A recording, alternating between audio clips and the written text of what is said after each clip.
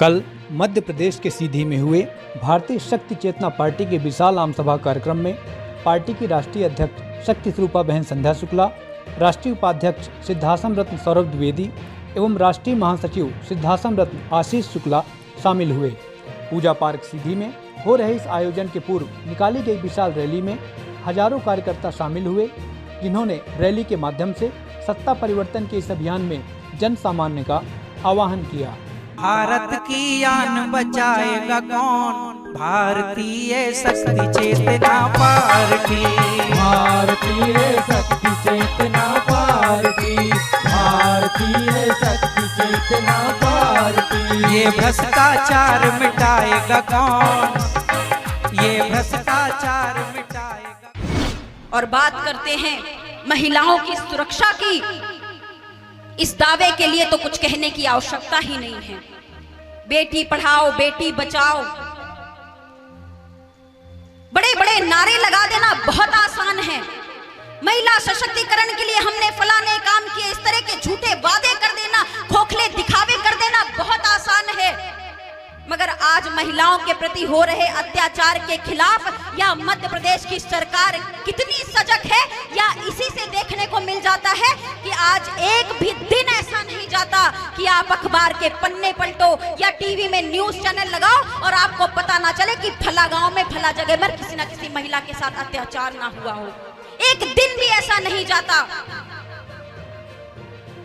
हर दिन जो घटना आज से 2 दिन पहले उज्जैन में घटी कि एक नाबालिग बच्ची के साथ दुष्कर्म करके उसे भटकने के लिए छोड़ दिया गया, 8-8, 10-10 किलोमीटर तक वह ऐसी दुर्दशा में टहलती रही, भागती रही, मदद के लिए गुहार लगाती रही। यह किसकी असफलता है? सामाजिक तौर पे तो जिन्होंने मदद नहीं की उनकी असफलता है ही, मगर यह जिम्मेदारी किसकी है कि आज यदि प्रदेश की एक भी महिला असुरक्षित है, यदि प्रदेश की एक भी नाबालिग बच्ची असुरक्षित है, तो इसकी जिम्मेदार केवल और केवल मध्य प्रदेश की सरकार है और किसी की कोई जिम्मेदारी नहीं। क्योंकि इन्होंने अपने शासनकाल में किया ही यही है, अपराधियों को बढ़ावा देना, माफियों को बढ़ावा देना, भ्रष्टाचारियों को बढ़ावा देना। जितने भी विधानसभा प्रत्याशियों की लिस्ट की घोषणा की गई है, चाहे वह भारतीय जनता पार्टी के हो चाहे कांग्रेस के हो, मध्य प्रदेश के जितने भी घोषणा की गई है एक बार लिस्ट उठा करके जरूर देखिएगा। और थोड़ा ज्यादा समय हो तो जो जो प्रत्याशी आपके क्षेत्र से घोषित किए गए हो उनका रिकॉर्ड अवश्य चेक कीजिएगा। यह भ्रष्ट पार्टियां या तो किसी ना किसी अपराधी के संरक्षण देने वाले व्यक्ति को टिकट दिया होगा, या तो वह स्वयं अपराधी होगा, या तो वह अपने नीचे गुंडों को पाल करके रखता होगा। कहीं ना कहीं किसी ना किसी गलत रास्ते पर अवश्य होगा।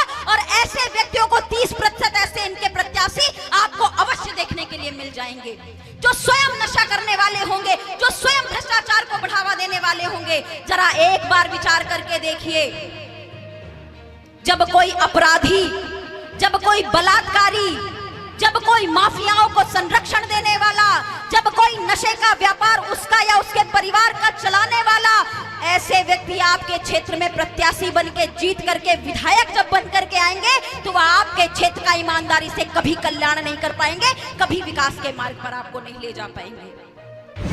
कभी आपने स्वप्न दिखाए थे तो मध्य प्रदेश की जनता ने आपका स्वागत किया, लेकिन जब आपने स्वप्न को चकनाचूर कर दिया है तो मध्य प्रदेश की जनता आपको भी रास्ता दिखाएगी, इसमें कोई संशय नहीं, कोई दो राय नहीं है।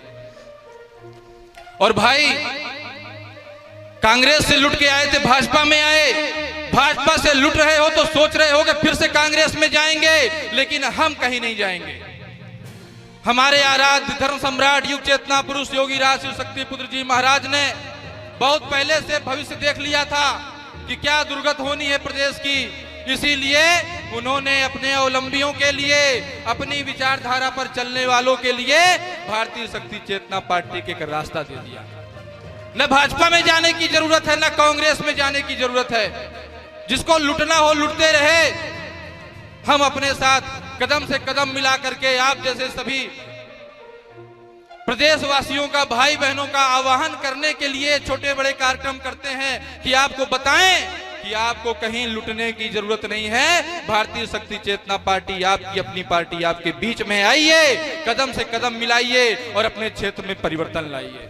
आप लोगों को गौरवान्वित होना चाहिए, आप लोगों को हर पल हर्षित होना चाहिए और हर पल योगी राजश्री शक्ति पुत्र जी महाराज के चरणों में सिर झुकाना चाहिए, क्योंकि जहां एक और यह भ्रष्ट मध्य प्रदेश सरकार इस प्रदेश में भ्रष्टाचार की नदी बहा रही है, अनीति अन्याय धर्म की नदी बहा रही है, माफिया राज की नदी बहा रही है, घर घर गांव गांव शराब की नदियां बहा रही है, वहीं पर आप बड़े परम सौभाग्यशाली हैं, ऐसे रक्षा कवचधारी हैं, ऐसे शक्ति साधक हैं कि आज आपके प्रयास से इस मध्य प्रदेश में लाखों घरों में मां की ज्योति जल रही है, उनके घर में मां का ध्वज लहरा रहा है।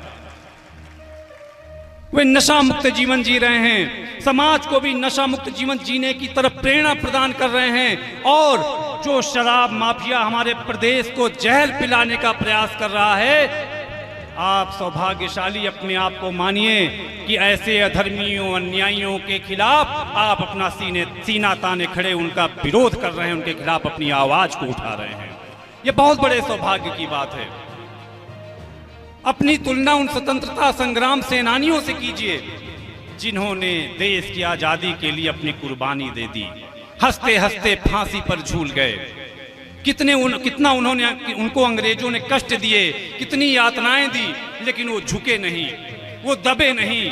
उन्हें ये पता था कि हमारे जीते जी हमारा देश आजाद नहीं होगा, शायद पीढ़ियां लग जाएंगी, लेकिन हमारे आपके भविष्य के लिए हम आप स्वतंत्रता की खुली हवा में श्वास ले सकें, हमारे आपके लिए वो फांसी पर झूल गए, यातनाएं सहते रहे और 1947 में हमारे देश को आजाद करा कर ही दम लिया।